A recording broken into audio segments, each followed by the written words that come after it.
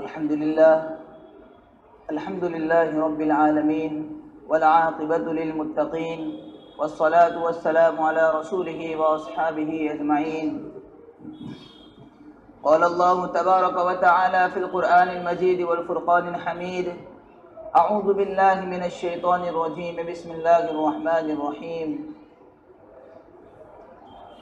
يا أيها الذين آمنوا قوا أنفسكم وأهليكم نارا وقودها الناس والحجارة عليها ملائكة غلاظ شداد لا يعصون الله ما أمرهم ويفعلون ما يؤمرون. وقال الله في مقام آخر: يا بني إنها إن تك مثقال حبة من خردل فتكن في صخرة أو في السماوات أو في الأرض يأت بها الله إن الله لطيف خبير. قال رسول الله صلى الله عليه وسلم: كلكم راع وكلكم مسؤول عن رعيته، او كما قال عليه الصلاة والسلام. میرے محترم بزرگوں اور دوستو، ابھی خطبے کے اندر قرآن کریم کی جو آیت کریمہ تلاوت کی گئی،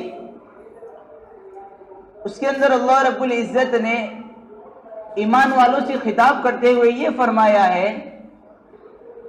کہ اے ایمان والو، اپنے آپ کو اور اپنے اہل و عیال کو جہنم کی آگ سے بچاؤ. اور دوسری جو آیت کریمہ تلاوت کی گئی وہ پوری آیت ہے، اس کے اندر اللہ رب العزت نے چند بنیادیں گنوائی ہے کہ یہ وہ بنیادیں ہیں کہ جن بنیادوں پر ہر ماں باپ کو اپنی اولاد کو لانا ہے. کہ جو آیت کریمہ سورہ لقمان کی 21ویں پارے میں سورہ لقمان کی پوری آیت کریمہ ہے تفصیل سے، اس کے اندر یہ حضرت لقمان کی اپنے بیٹے کو نصیحت ہے. تو جو نصیحت حضرت لقمان نے اپنے بیٹے کو کی ہے وہ چند بنیادیں ہیں کہ ہر ماں باپ کے لیے اپنی اولاد کو ان بنیادوں پر لانا ضروری ہے.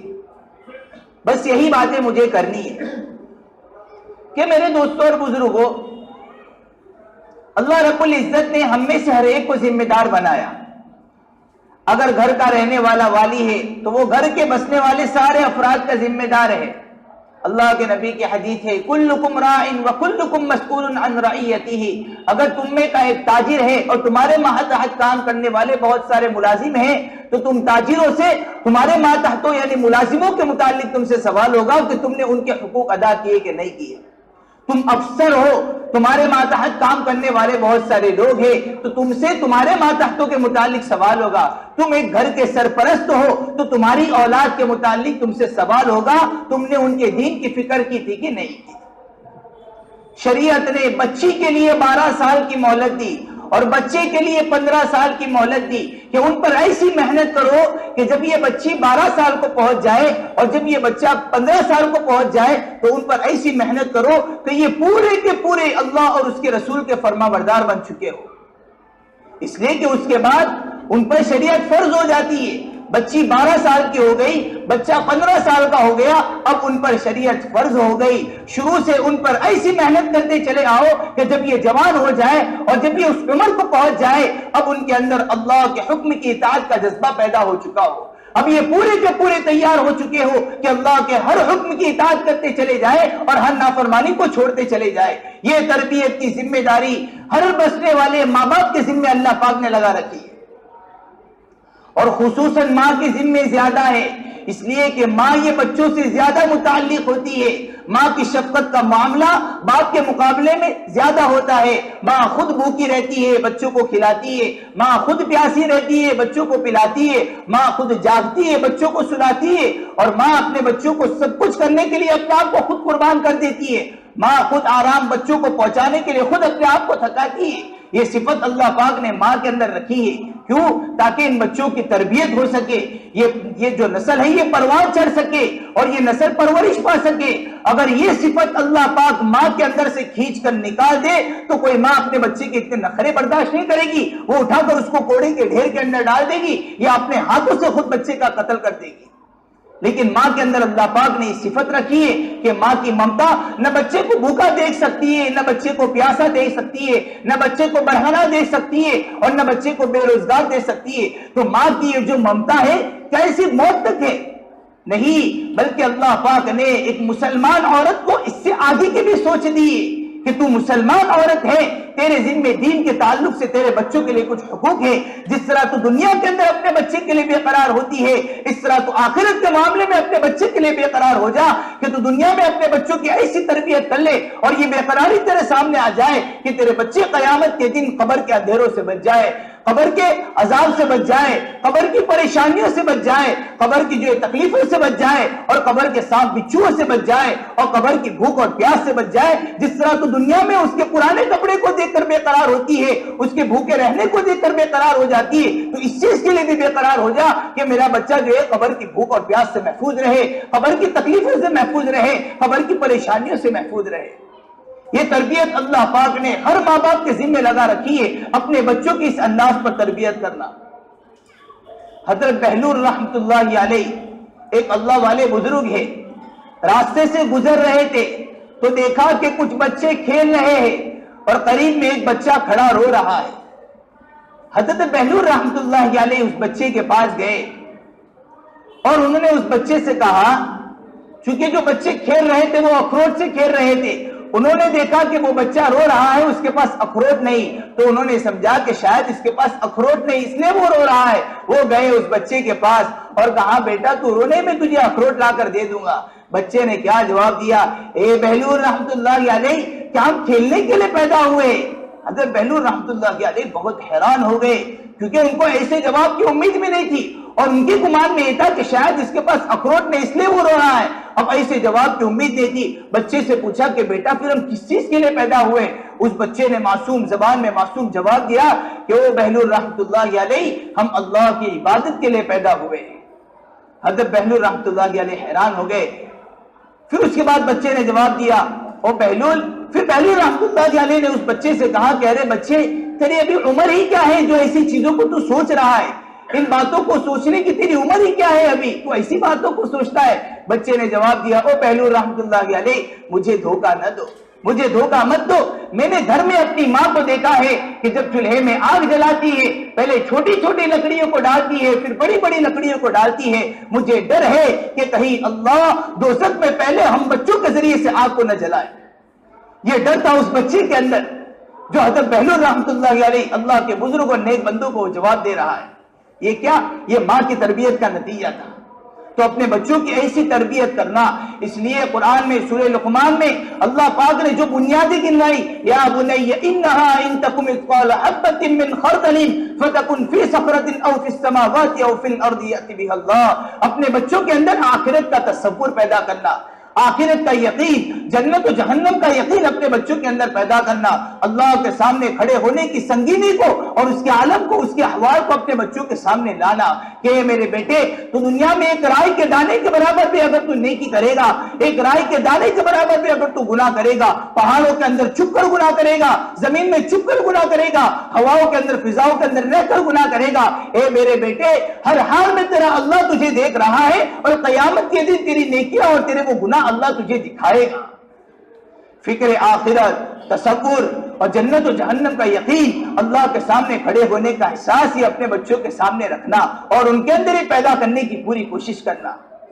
اور آج میرے دوستوں اور بزرگوں، ہماری غفلت کا حال یہ ہے کہ ہم بچوں کے سامنے آخرت کو بیان ہی نہیں کرتے، آخرت کے احوال کو سنتے ہی نہیں ہیں، آخرت کے احوال کو جانتے ہی نہیں ہیں، تو کیا ہم اپنے بچوں کے سامنے بیان کریں گے کہ بچے جنت و جہنم بھی ایک ہے، اللہ کے سامنے کھڑے ہونا بھی ہے، کل قیامت کے دن میدان محشر کے اندر پیش ہونا بھی ہے، اعمال نامے بھی اڑائے جائیں گے اور کامیابی اور ناکامی کا فیصلہ بھی ہوگا، یہ ہم سنتے ہی نہیں، جانتے ہی نہیں، تو کیا ہم بچوں کو بیان کریں گے؟ اب یہاں اگر ضرورت پڑتی ہے کہ علم کو حاصل کیا جائے، کہ جس علم کی روشنی میں بچوں کو جنت بتائی جائے، بچوں کو جہنم بتائی جائے، بچوں کو اعمال پر ملنے والا اللہ کی طرف سے جو وعدہ ہے اور جو ثواب ہے اور جو درجات ہے وہ بتائے جائے، بچوں کو گناہ بتائے جائے، بچوں کو اچھائیاں بتائی جائے، تاکہ خیر اور شر کی تمیز ان کے اندر پیدا ہو اور اللہ کے سامنے کھڑے ہونے کا احساس بچے کے اندر پیدا ہو جائے۔ پھر میرے دوستو کیا ہوگا؟ نقصان کیا ہوگا؟ اگر ہم نے یہ احساس بچوں کے اندر پیدا نہیں کیا اور یہ احساس اگر ہم نے بچوں کو نہیں دیا، تو پھر بچوں کے اندر بڑے ہو کر پیسہ کمانے کا احساس پیدا ہوگا۔ سب سے بڑا نقصان یہ ہوگا کہ میرا وہ بچہ پیسہ کمائے گا اور نیکیوں کو لٹا دے گا۔ ہاں، اور اگر یہ احساس ہم نے پیدا کر دیا کہ میرے بچے کو قیامت کے دن کھڑے ہونے کے بعد اللہ کے سامنے پوری زندگی کا حساب و کتاب دینا ہے، اگر یہ احساس بچے کے اندر پیدا ہو گیا، سب سے بڑا فائدہ یہ ہوگا کہ وہ بچہ پیسوں کو لٹائے گا اور نیکیوں کو کمائے گا۔ ہاں، آخرت کو بچائے گا، دنیا کو بیچ دے گا۔ اگر ہم نے دین نہیں سکھایا، آخرت کو بیچ دے گا، دنیا کمائے گا، موت آئے گی اس وقت تو دنیا سے بھی ہار جائے گا، آخرت تو پہلے ہی ہار چکا تھا، کل قیامت کے دن خالی ہاتھ ہو کر اللہ کے سامنے کھڑا ہوگا۔ آج ماں باپ بچے کے پرانے کپڑے نہیں دیکھ سکتے، آنکھوں میں آنسو آ جاتے ہیں، بچوں کو نیا کپڑا دلانے کی پوری کوشش کرتے ہیں، کل قیامت کے دن اللہ پاک برہنہ کر کے اس کو جب دوزخ کا لباس پہنائے گا، اس وقت ماؤں کا اور باپوں کا کیا حال ہوگا۔ آج بچہ اسکول سے دیر سے آتا ہے، ماں سے رہا نہیں جاتا، ہائے ہائے کہتے ہوئے، کیا کہتی ہے بچہ بہت دیر سے آیا، کھانا بھی نہیں کھایا ہوگا، جلدی سے کھانا گرم کر کے اسے کھلاتی ہے۔ کل قیامت کے دن جب اللہ پاک قیامت کی بھوک جب اس بچے کے اوپر ڈالے گا، اس وقت کیا حال ہوگا۔ جب دنیا کے اندر یہ احوال بچے کے ساتھ پیش آتے ہیں، دیکھا نہیں جاتا، کل قیامت کی سنگینی جب اس پر آئے گی، قیامت کے حالات جب اس پر آئیں گے، تو میرے دوستو پھر ان اولادوں کے ساتھ یہ سلوک ہوگا تو ماں باپ سے کیسے دیکھا جائے گا۔ اس لیے آخرت کا تصور اور یقین، جنت و جہنم کا یقین، اللہ کے سامنے کھڑے ہونے کی سنگینی کو اپنی اولاد کے سامنے بیان کرنا، یہ ہر ماں باپ کی ذمہ داری ہے۔ اس کے بعد ایک بنیاد گنوائی، یا بنی اقیم الصلاۃ، اے میرے بیٹے نماز کو قائم کر لینا۔ ہاں، اپنے بچوں کو نماز پر لانا، اپنی بچیوں کو نماز پر لانا۔ جس والدین نے اپنے بچیوں کو نمازی بنا دیا، میرے دوستو حقیقت میں رب کعبہ کی قسم، ان ماں باپ نے اپنے بچوں کو مالدار بنا دیا، ان کا مستقبل بنا دیا۔ آج ہم سمجھتے ہیں پیسے اکٹھا کر کے بچوں کو مالدار بنا دو ان کا مستقبل بن جائے گا، نہیں، سوچ بہت غلط ہے۔ بچوں کو ہم نے نمازی بنا دیا، ان بچیوں کو ہم نے دعا والا بنا دیا، اللہ کے سامنے مانگنے والا اور رونے والا بنا دیا، حقیقت میں اس بچوں کو مالدار بنا دیا۔ اور آج ہمارا حال ہے کہ ہم خود ہی نماز نہیں پڑھتے، 5 وقت کی نماز بھی ہم سے ادا نہیں ہو پاتی۔ اس لیے کتنی بہترین بات کہی، لوگ مسجد کو دلہن بناتے رہ گئے اور مفلس کی بیٹی کنواری رہ گئی۔ آج مساجد کو دلہن کی طرح سجایا جا رہا ہے، 3 مالے کی مسجد، 4 مالے کی مسجد۔ کیا مسجدوں پر فخر کرنا یہی ہمارے لیے؟ کیا ہم یہی نبی کے امتی ہیں؟ میرے دوستو، سب سے بڑی بات تو پہلے یہ ہے کہ ہم اس مسجد کو اپنی نمازیوں کے ذریعے سے آباد کریں، یہ اصل احساس ہمارے اندر پیدا ہو جائے کہ ہاں، پورے علاقے کا ایک بھی مسلمان جو ہے بے نمازی نہ ہو۔ دیکھتے ہو گے آپ لوگ، فجر میں کیا حال ہے مسجدوں کا، ظہر میں کیا حال ہے، عصر میں کیا حال ہے، مغرب میں کیا حال ہے، عشاء میں کیا حال ہے، کہ کچھ تو ایسے ہیں جو صرف جمعہ اور جمعہ کو نماز پڑھنے آتے ہیں، باقی دن کی 5 نمازوں کی ان کو کوئی فکر نہیں۔ میرے دوستو، ایسی بے نمازی کی حالت میں اگر ہم سو گئے اور سیدھا قبر کے اندر جا کر آنکھ کھلی، ہم اللہ کو کیا منہ دکھائیں گے؟ ہاں، کہ نعمتیں تو رات دن، ہر لمحہ، ہر سیکنڈ اللہ کی نعمتوں کا استعمال ہو رہا ہے، اور اللہ صرف 5 وقت کے لیے مسجد میں بلا رہا ہے، اس کے لیے اتنا بھی وقت نہیں۔ اس امت کے پاس ایک ایسا بھی زمانہ تھا اس امت کا کہ اس امت نے بغیر لاؤڈ اسپیکر کے اذان جو ہوئی اس پر اس امت نے آ کر مسجد کو آباد کیا، بغیر الارم کی گھڑیوں پر اس امت نے آ کر مسجد کو آباد کیا۔ کیا تھا؟ ان کے دل ان کو جگایا کرتے تھے، اللہ پاک کی اطاعت کا جذبہ ان کے اندر موجود تھا۔ اور آج کیا حال ہو گیا؟ جب دل سخت ہو گئے اور دل جب مردہ ہو گئے اور اللہ کی اطاعت کا جذبہ جب دلوں سے نکل گیا اور دنیا کی کمانے کا جذبہ جب دل کے اندر اتر گیا، پیسے کی محبت کوٹ کوٹ کر جب دل کے اندر اتر گئی، الارم والی گھڑیاں بھی کام نہیں آئی اور کانوں کو پھاڑ دینے والے اسپیکر بھی کام نہیں آئے۔ پھر جو نمازی تھے وہ بھی سو گئے، جو تہجد گزار تھے وہ بھی سو گئے، اور جو اللہ کے سامنے رونے والے تھے وہ بھی سو گئے، اور مساجدیں خالی ہو گئی۔ بس وہ شکوہ کرتی ہی رہی کہ یا اللہ، انہوں نے تو ہم کو بنا کر ہم کو بالکل خالی چھوڑ دیا۔ اس لیے شاعر نے کہا نا، پہلے کچی تھی مسجدیں تو پکے تھے نمازی، اور آج پکی ہے مسجدیں تو کچے ہیں نمازی۔ بالکل صورتحال وہی ہے۔ اس لیے ہمیں خود کو بھی، اپنے آپ کو بھی نماز پر لانا اور اپنے بچوں اور بچیوں کو بھی اس پر لانا، یہ بھی ایک بنیاد ہے۔ یا بنی اقیم الصلاۃ، اے میرے بیٹے نماز کو قائم کرنا۔ حضرت سفیان ثوری رحمۃ اللہ علیہ تابعین میں شمار ہے۔ ان کی والدہ کی تربیت دیکھو کس انداز سے ہے۔ ان کی والدہ نے کہا کہ بیٹا، میں تجھے اللہ کے راستے میں دین کا علم حاصل کرنے کے لیے بھیج رہی ہوں، جہاں میں نے تجھے اللہ کے نام پر تجھے وقف کر دیا۔ کیا کہہ رہی ہے ماں؟ اے سفیان ثوری، جاؤ میں نے تمہیں اللہ کے نام پر وقف کر دیا. اور وقف کا مسئلہ یہ ہے کہ جو چیز وقف کر دی جاتی ہے پھر اس کو واپس نہیں لیا جا سکتا. واپس لینا یہ بڑی بے غیرتی ہے. شریعت کا مسئلہ اور حکم یہ ہے کہ جو چیز ایک مرتبہ وقف ہو جائے اس کو واپس نہیں لیا جا سکتا. ماں نے اپنے بچے کو اللہ کے راستے میں دین کے نام پر وقف کر دیا. جاؤ سفیان ہم نے تو تم کو وقف کر دیا. اب بچہ گھر سے نکلا گیا اللہ کے راستے میں دین کا علم حاصل کرتا رہا. 1 سال گزر گیا, 2 سال گزر گئے, 3 سال گزر گئے, 4 سال گزر گئے. 19 سال کے بعد آ کے اس نے اپنے گھر کے دروازے پر دستک دی. کس نے؟ ایک بچے نے جو اپنی ماں سے 19 سال دور رہا اور 19 سال دور رہنے کے بعد اپنے گھر کے دروازے پر آ کر دستک دی. اندر سے آواز آئی. ماں نے پوچھا کون ہو؟ کہا سفیان. کہا کون سفیان؟ میرے دوستو سوچو, جس ماں کو 19 سال کے بعد اپنے بچے کی آواز سنائی دے اس ماں کے جذبات کیسے ہوں گے, کیسی بے قراریاں ہوگی, کیسی تڑپ ہوگی, کیسی امنگ اور امید ہوگی اپنے بچے کو دیکھنے اور ملنے کی. اور ماں کی ممتا تو میں نے ابھی بتایا.